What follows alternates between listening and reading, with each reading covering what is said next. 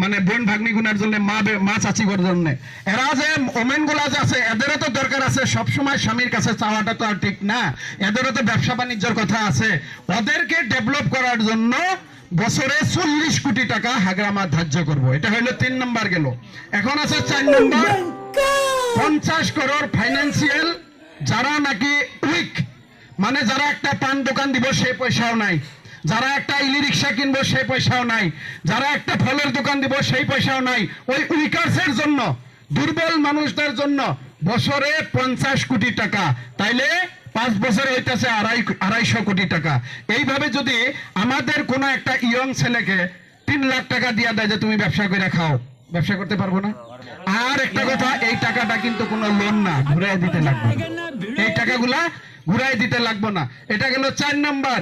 আর 5 নম্বরে আছে 10 করোড়, বছরে 10 করোড় দিব।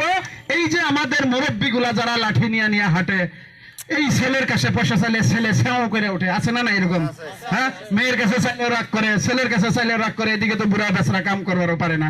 ওদেরকে চলবার জন্য, চা পানি খাবার জন্য, বাজারে বাজারে হাইটা ঘুরবার জন্য বছরে 10 করোড়, 5 বছরে 50 করোড়।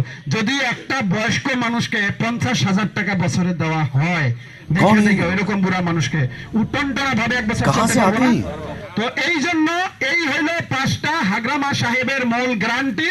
তার ভিতরে আরেকটা কথা আমি আপনাদের কাছে মনে করে দেই, এই যে ইপিপিএল এ বিভিন্ন জায়গায় একটা কথা বলতেছে যে আমরা মাটির অ্যালটমেন্ট পাট্টা দিতেছি, বলতেছে না নাই?